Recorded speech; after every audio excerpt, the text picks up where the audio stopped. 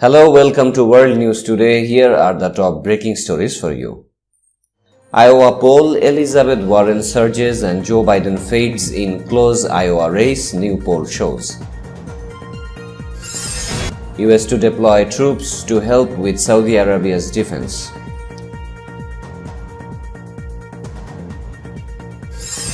Ukrainian President Vladimir Zelensky is caught up in a massive United States political scandal. Who is Benny Gantz? The former military chief could be Israel's next prime minister.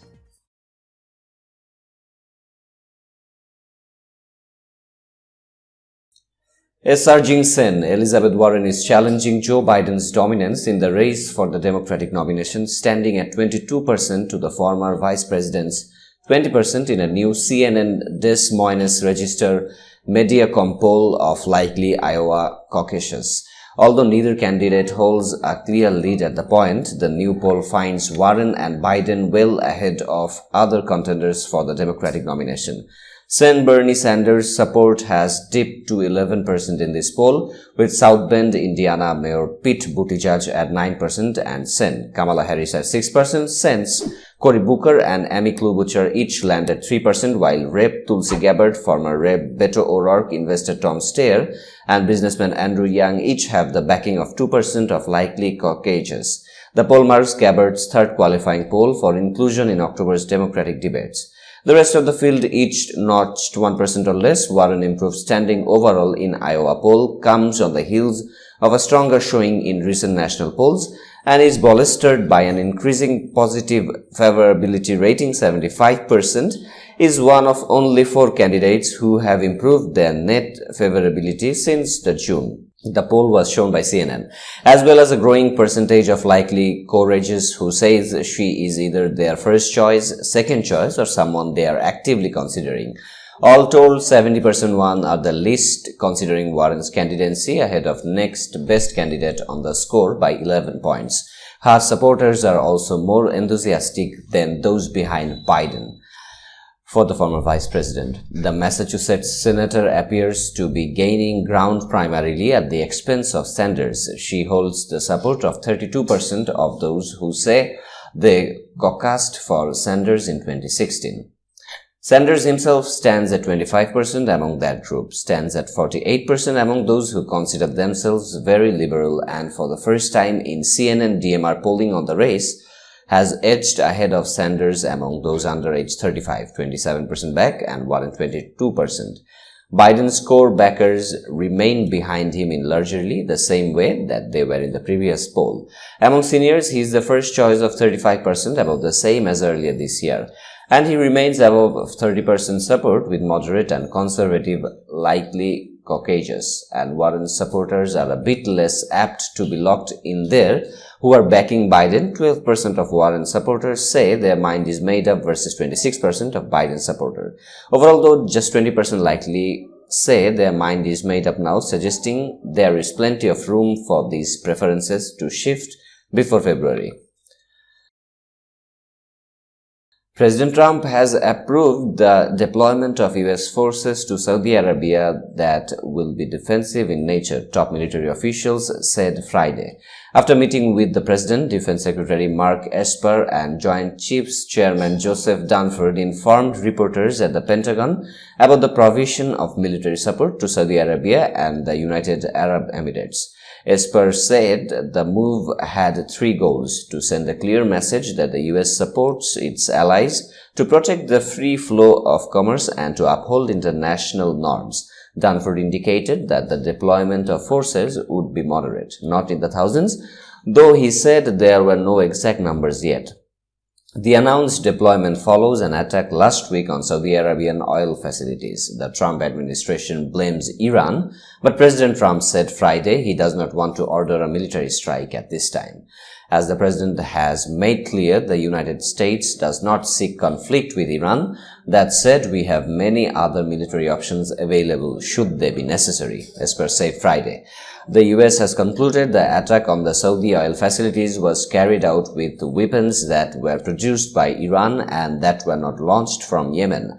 as originally claimed. Earlier in the day, Mr. Trump told reporters going into Iran would be a very easy decision, but said he was exercising restraint. Most people thought I would go in within 2 seconds, but plenty of time, the president said. In the meantime, they have a lot of problems within Iran. Iran could be a great country, could be a rich country, but they are choosing to go a different way. There will be a point at which they will be very sorry for that choice, but I think I am showing great restraint. Ukrainian President Vladimir Zelensky does not have an easy job. Ukraine is one of the poorest places in Europe. His country faces a steady outflow of capital, and a proxy war with Russian-backed insurgents has settled into a bloody stalemate. Now the comedian turned politician faces his first big challenge, managing his relationship with America's reality TV president. Ukraine became the center of massive US political scandal on Friday when it emerged that President Donald Trump had pressed Zelensky in a July 25 phone call to investigate Hunter Biden, the son of Democratic presidential candidate Joe Biden. A person familiar with the situation said that phone call is entwined with a whistleblower complaint submitted by Intelligence Community Inspector General, according to the source. The whistleblower controversy has spurred fresh calls for Congress to start impeachment proceedings against the president. Joe Biden, in turn, has dismissed Trump's unproven claims that Biden and his son had acted inappropriately in their dealings with the Ukrainian government during Biden's time as vice president. Not one single one, and so I have no comment to expect the president should start to be president. There is no evidence of wrongdoing by either Joe or Hunter Biden. On Saturday, Trump again defended the call to Zelensky, dubbing criticisms of it a Ukraine witch hunt. The revelations come just days ahead of Zelensky's debut on the world stage. On Monday, the Ukrainian president travels to the US to take part in the UN General Assembly, where he is scheduled to meet Trump on the sidelines. What could possibly go wrong? For Ukraine, the stakes are high. The former Soviet Republic depends heavily on international support to prop up its economy following Russia's annexions of the Black Sea Peninsula in 2014 and a war with Russian-backed separatists in the eastern Donbas region that has cost around 13,000 lives. A $3.9 billion standby loan expires next year, and IMF is currently in Ukraine to discuss a new loan program to keep the country afloat. In New York, Zelensky will need to persuade the international community that he is serious about tackling the corruption and poor governance that have deterred investment and stunned Ukraine's economy. He will also likely appeal to other world leaders for solidarity and support in Ukraine's ongoing conflict with Russia. The US and the European Union have kept economic sanctions in places on Moscow since 2014, but there are signs that international resolve is beginning to waver. Trump, for instance, has suggested that it would be appropriate for Russia to rejoin the G7 after it was suspended over the annexation of Crimea. French Foreign Minister Jean-Yves Le Drian recently told reporters that the time is right for reconciliation between the European Union and Moscow.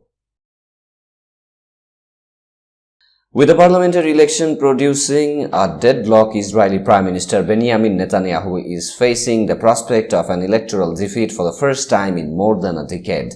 In an effort to preserve his power, he has called for a unity government with his opponent, Benny Gantz, leader of the Blue and White Alliance. Gantz, a 60-year-old former military chief with no prior political experience, has indicated he is open to a unity government as long as Netanyahu isn't at the helm. With Netanyahu politically weakened and facing criminal indictment in 3 separate corruption cases, Gantz has emerged as a strong candidate to be Israel's next leader. After running a 9-month-long campaign against the country's longest-serving prime minister and dealing a crushing blow to Netanyahu's legacy, Gantz has positioned himself as the antithesis of Netanyahu's savvy, sometimes cutting political style. Experts say he's like the un-Netanyahu, said David Mekovsky, a distinguished fellow at the Washington Institute for Near East Policy. Gantz's low-key, steady demeanor makes people see him as a person of integrity and country first. Makovsky added, the silent Israeli general challenging Netanyahu in the election is silent no more. Born in southern Israel to Holocaust survivors, Gantz entered the armed forces in 1977 at the age of 18 and steadily climbed the ranks in a military career that spanned 38 years and is prepared with milestones. In 1989, as a commander of an elite unit of the Israeli Air Force, he oversaw an operation that airlifted 14,500 Ethiopian Jews vulnerable to a precaution to Israel. A decade later, he served as the commander of Israeli forces occupying southern Lebanon and then oversaw the country's withdrawal from the region.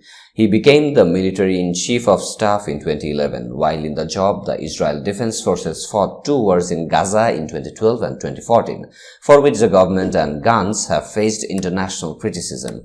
A United Nations report published in 2015 found both Israel and Palestinian militant groups probably committed war crimes in the 2014 conflict, which left 2,251 Palestinians dead, 65% of whom were civilians. Gantz has embraced his past tenure. In January, he ran a campaign ad taking credit for the 1,364 terrorists the IDF says it killed in the 2014 war. After he retired from the armed forces in 2015, Gantz spent a couple of years in the business world before turning his attention to vying for the top job in Israeli politics. That's all from now. Hope you enjoyed our coverage. We'll see you later. Thank you very much.